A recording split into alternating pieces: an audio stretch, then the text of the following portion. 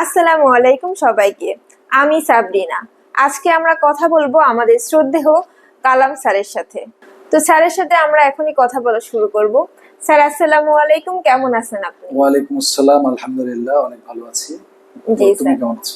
জি sir, আমিও আলহামদুলিল্লাহ খুবই ভালো আছি। আমরা ইতিমধ্যেই জানি স্যারের একটি আইটি ফার্ম আছে স্যারের গ্রামে। স্যারের কাছে আমার একটি কোশ্চেন থাকবে, স্যারের জেকেএস আইটি ফার্মটি কেন স্যার শহরে বসবাস করা সত্ত্বেও গ্রামে কেন তৈরি করলো? তো স্যার আপনি বলুন আমাকে, আপনার এই আইটি ফার্মটি কেন আপনি গ্রামে তৈরি করলেন, শহরে কেন নয়? আচ্ছা, ধন্যবাদ সাবরিনা তোমাকে। জেকেএস আইটি ফার্ম, অনেকেই প্রশ্ন করে যে জেকেএস মানে কি। তো আসলে জেকেএস আমার আজকের নাম দেওয়া না, এটা অনেক আগে, প্রায় 2007 সাল থেকে জেকেএস আমি বয়ে বেড়াচ্ছি।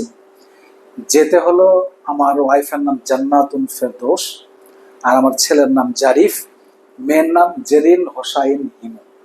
এই তিনজনের যে, আর আমার হলো কে। যে কে, আর ডাকনাম দিয়েছি আমার ওয়াইফের শিমু। তো ওই নামটা নিয়ে জেকেএস আইটি ফার্ম নাম দেওয়া হয়েছে, অর্থাৎ আমার ফ্যামিলি কেন্দ্রিক নামের অক্ষরগুলো নিয়ে জেকেএস আইটি ফার্ম নাম দেওয়া হয়েছে, বা জেকেএস গ্রুপ এর আগে আমি করেছিলাম। তো জেকেএস আইটি ফার্ম, আমি থাকি ঢাকায়, সেটা গ্রামে কেন, এই তো প্রশ্ন। এটা অনেকেই প্রশ্ন করে তোমার মতো আর কি, যে স্যার থাকে এক জায়গায় আর প্রতিষ্ঠান আরেক জায়গায়, এটা কেমনি কি।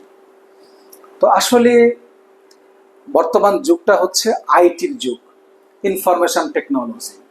সে বুঝুক অথবা না বুঝুক, যেমন একজন অশিক্ষিত, মানে সে পড়াশোনাই জানে না, এমন একটা লোকের কাছেও কিন্তু ওই ডিজিটাল মোবাইল আছে, অর্থাৎ ডিজিট মোবাইল আছে, যেটাকে আমরা বলি যে অ্যান্ড্রয়েড ফোন।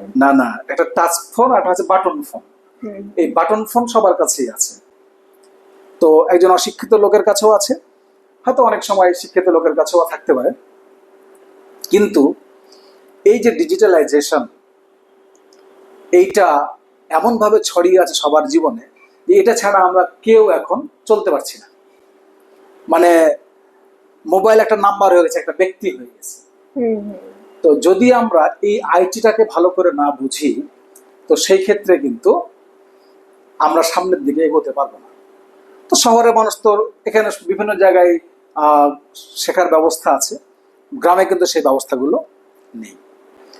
তো এই জন্য আমার চিন্তা ভাবনা যে আমার যেহেতু অবকাঠামো আছে, আল্লাহর রহমতে অ্যাবিলিটিও আছে, তো সেই ক্ষেত্রে আমি গ্রামে একটা সুযোগের ব্যবস্থা করি, যাতে করে এলাকার দরিদ্র থেকে যারা শিখতে চায়, আগ্রহী, তারা যেন সেখানে এসে শিখতে পারে।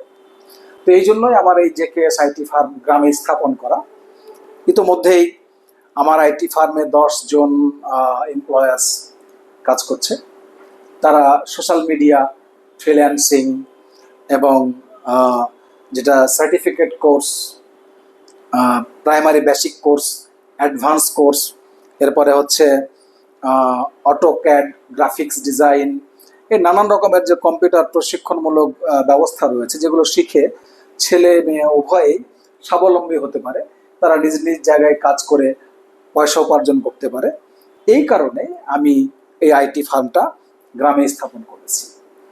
তো যারা, আমি বলবো যারা শিখতে চায়, স্কুল কলেজের ছেলে মেয়েরা, ইভেন চাকরিজীবী যারা আছেন তারা, অথবা যারা মনে করছেন যে আমার ব্যবসা পরিচালনা করার জন্য আমার কিছু জানা দরকার কম্পিউটার সম্পর্কে, এই সকলের জন্য কিন্তু আমার প্রতিষ্ঠানের দ্বার খোলা।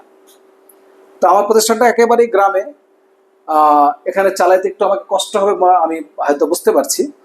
বাট যদি এলাকার মানুষ, যেখানে আমার প্রতিষ্ঠান আছে, তারা যদি বোঝে যে তাদের আসলে এটা শেখা দরকার, তাহলে আমার বিশ্বাস তারা সেখানে শিখতে আসবে। এবং হাতে কলমে আমার যারা আমার যে স্টাফগুলো আছে, অনেক দক্ষ স্টাফ, এবং আমি যেহেতু ঢাকায় থাকি, তো সেই ক্ষেত্রে কোনো বিশেষ বিষয়ের প্রয়োজন হলে আমি এখান থেকে যারা এক্সপার্ট আছে তাদের কাছ থেকে পরামর্শ নিয়ে আমি তাদেরকে রেফার্ড করি, এবং তারা সেগুলো স্টুডেন্টের মাঝে অ্যাপ্লাই করবে।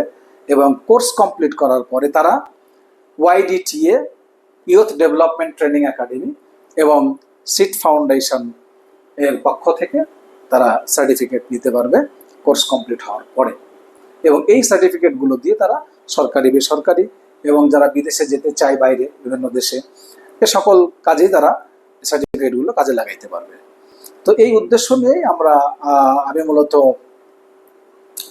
আমি, আমার ছেলে, আমার ওয়াইফ এবং আমার যারা আত্মীয় স্বজন আছে সবাই মিলেই এই সিদ্ধান্তে উপনীত হয়ে এই কাজটা করেছি আর কি।